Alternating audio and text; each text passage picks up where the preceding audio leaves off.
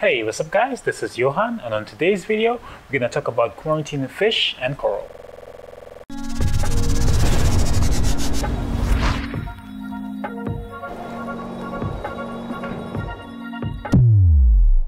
Alright guys, so first we're going to start about what a quarantine is, then we're going to talk about why we do it, and then finally I'm going to show you guys how I quarantine my fish and my coral. So quarantine is simply put a separate tank or housing area to keep our new inhabitants to stop the spread of new diseases, and also an area where we could treat them and observe them. So one of the main reasons we quarantine is to prevent any pests or diseases from entering into our main display. These diseases may come on our fish that we just got, or even our coral sometimes. Examples of these diseases are ick, marine velvet, flukes, broccolella, or clownfish disease. And on the coral side, we have pests like nudibranchs, or zoanthiid nudibranchs, flatworms, redbugs, just to name a few. So let's start off with the quarantine of fish. Quarantine for me usually starts at my LFS or my local reef store, where I go and get my fish. I would go out and take a look at the fish and see how it's behaving. Is it flashing against a rock? Is there any spots on it? Are there any lesions on it, cuts, anything like that? And then another thing I like to do is ask my LFS, the owner, how long has he had that fish. I typically don't like to buy fish that just arrived, because they come from the ocean and they may have a disease or a parasite on them that has not fallen off yet and has not been treated. In some LFSs, they do quarantine for you, but they always recommend you could do your own quarantine, because you don't know what may slip through their system, and you wouldn't want to introduce this into your system.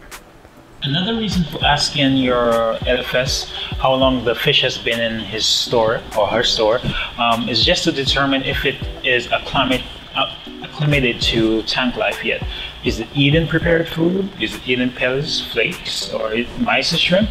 That's one of the things you want to know, so that when you take it home, that at least you have a fighting chance to have a fish that stays alive, because it's already eaten and it's already acclimatized to tank life. So once you have selected a fish from the store that you want to get, I would still spend another 10 minutes, 20 minutes just looking at the fish and seeing its behavior, seeing if it wants to come up to you at all. If it comes up to you, that always helps, and helps with the buying, and also helps with once the fish gets into your house and it's in your quarantine and in the main display, that fish is going to interact with you and not be afraid of you and always hide. That's one thing I like to look at. But besides that, just spend extra 10 minutes, see if the reef store will allow you to feed the fish, or if they would feed it for you. Sit there and just watch it, because sometimes the fish may be in the tank and they will see you, they get scared, and they flash. They won't flash, they may go hide and just stay out. But if you stay and you stare at that one fish for another 10-20 minutes or so, it will eventually come out, look at you, and if it needs to flash, it will get comfortable enough to where it's going to flash on the side of the tank or on a rock or something. So one of the things we want to do before we buy a fish is make sure that we have our quarantine set up. And this can be hard sometimes, if you're like me, who like going to the store just to walk along, and you may see something that you like and you might buy it and then come home and you don't have a quarantine set up. But I have one little way that you could do to work around this. So one of the things you could do if you're like me and happen to buy a fish unexpectedly and don't have your quarantine set up, and one of the things you could do is actually do a water change on your main display. I usually have extra water saved up just for my main display, just in case something happens for emergency. And I usually just use the extra water, change my water, and then acclimate the fish to the tank water. So once we have our quarantine set up and we have our fish in the house, it's time for us to actually start acclimating the fish into our quarantine. So let's jump into the clips and show you how I do it. Now these quarantines usually last anywhere from 4 to 6 weeks, sometimes even longer. Just depends on what kind of illness the fish is suffering from. Alright guys, so in this first clip you could see my first actual push towards quarantining every single one of my fish. If you look at my emperor angel, he looks discolored and very blotchy, and you can look at my harlequin tusk down at the bottom, which I lost. He's just not swimming at all. He did get better a little after a while, but after that he just passed away. During this time I lost about $450 worth of fish, so ever since then I've begun to quarantine all my fish. Alright, so let's start with my flagfin angels. All the fish go through just about the same process I take them out of the bag that they come in, I put them into a styrofoam container, and then I drip acclimate them to whatever water they're going into. I usually start them off at regular tank parameters at 1.026, then I slowly take them into hyposalinity over the course of 2 weeks. My main form of treating all my fish in quarantine is hyposalinity, and internal parasites I would use some metroplex and focus in their food so that they could deal with any internal parasites if they have that stringy white poop.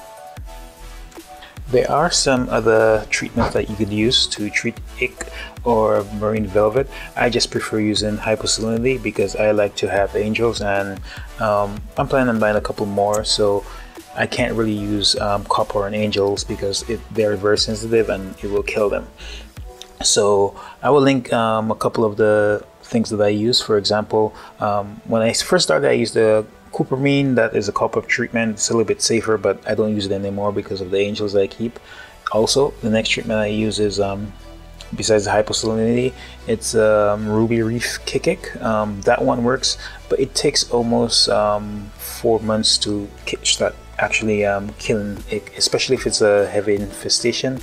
Because of how the kikik works, it only kills the free swimming stage of the ick. So if the cyst falls off, it can't kill it. If it's on the fish, it can't kill it. It only kills it after it busts from the cyst, after it's in the sand. So kikik works, but it just takes a long time to work.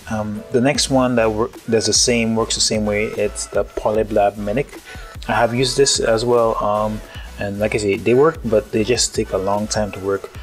Polyp lab is supposed to work a little faster, maybe 2 months, but it always depends on the severity of the infection of the ick in your aquarium.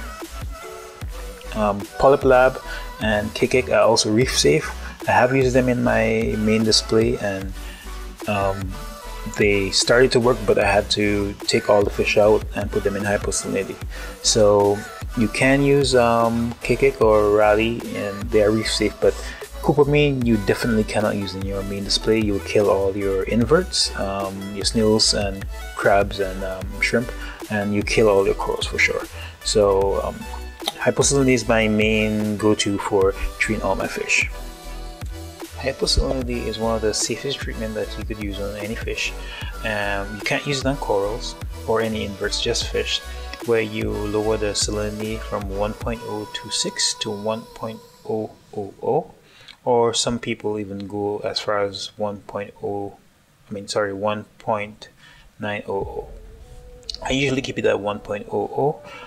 It's a little bit difficult to maintain your salinity. You have to remember to top off your water daily, else your salinity is going to rise. So the thing about hyposalinity is it only works if it maintains that 1.00, because the ick can live in it if it's a little over that 1.00, and if it's too low, your fish can have a bad effect on it where it starts damaging them. But fish can live in lower salinity longer than the ick would be able to live in the lowest salinity. So it is the safest treatment I found for ick or any external parasite. And the next thing about it is it's good enough where you could use any other medication with it. So you could use hyposalinity kikik, hyposalinity Polyp lab, medic. You could use it with copper as well. And then the thing about most treatments, you can't mix them, but with hyposalinity you could basically add another treatment to it. So besides killing off external parasites, hyposalinity has the added benefit of allowing your fish to uptake oxygen faster or more efficiently, because there's less salt that your fish has to compete with in its body. So that actually lowers your fish stress level.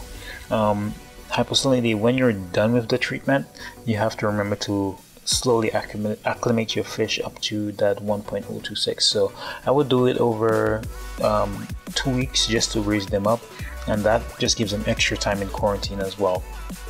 Now, if you're gonna use any other treatment with hyposalinity or just by itself, for example cupermine, I would always say go half the dosage first and then make sure you get a test kit. So if you go on a dose copper, make sure you have at least some kind of a copper test kit first, so that where you're not overdosing anything and killing your fish unnecessarily. It's the same thing with the kikik.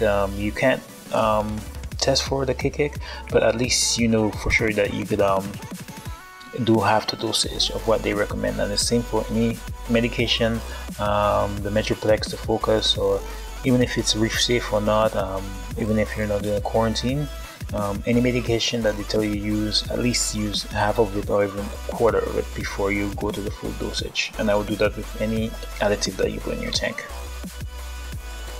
Alright guys, so I'm gonna leave this video here until next week.